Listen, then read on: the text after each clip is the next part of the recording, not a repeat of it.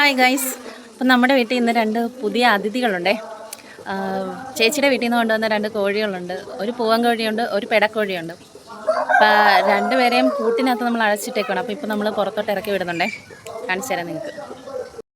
അപ്പോൾ ഇതാണ് കൂട്. നമ്മൾ കൂട് ഉൾപ്പെടെയാണ് കേട്ടോ ഇവിടെ കൊണ്ടുവന്നത്. അപ്പോൾ ഇതാണ് കൂട്.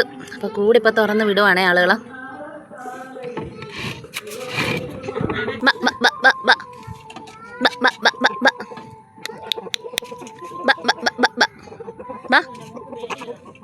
കൊത്തോ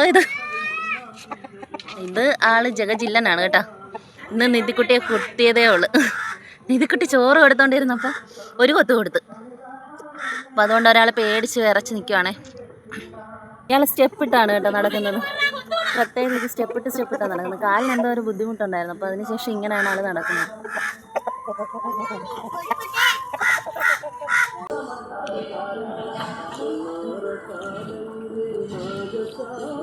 കോഴി കൊത്തുവാ. ഇവിടെ 2 പേര് പേടിച്ച് നിൽപ്പുണ്ടേ. കോഴി കൊത്തും. രാവിലെ നിധിക്കുട്ടിക്ക് കിട്ടിയായിരുന്നല്ലേ കോഴി? ഓടി ദേഹത്തോട്ട് കയറിയിട്ടുണ്ടേ. അപ്പം നമ്മുടെ കോഴികളുടെ ബോഡി ഗാർഡാണേ. തക്കുടുവാണ് ബോഡി ഗാർഡ്. തക്കുടു ഇതേ ഇങ്ങോട്ട് വാതേ. കോഴിയെ പിടിക്കാൻ പട്ടി വന്ന്.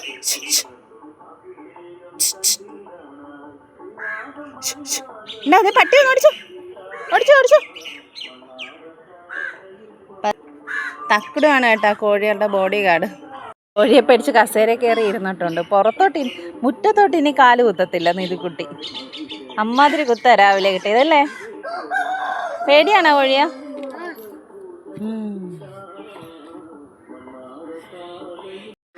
അപ്പം നമ്മൾ കരുതി തക്കുടു വീട്ടിലൊരു കോഴിയായിട്ട് ഒന്നിനെ വളർത്താൻ സമ്മതിക്കത്തില്ല. കാരണം കുശുമ്പിയാണ് തക്കുടു. വീട്ടിൽ വേറെ നമ്മൾ ഒന്നിനെ വളർത്തുന്നതൊന്നും ഇഷ്ടമല്ല. അപ്പോൾ ഇപ്പോൾ കോഴിയെ കൊണ്ടുവന്നപ്പോൾ ഞങ്ങൾ കരുതി കോഴിയെ ചിലപ്പോൾ ഇട്ട് ഓടിക്കുമായിരിക്കുന്നു. പക്ഷേ കോഴിയുടെ ബോഡി ഗാർഡാണ് തക്കുടു. ഒരു പട്ടിയും കയറ്റത്തില്ല. ഭയങ്കര സ്നേഹമാണ് കേട്ടോ കോഴിക്കുഞ്ഞുങ്ങളോട്.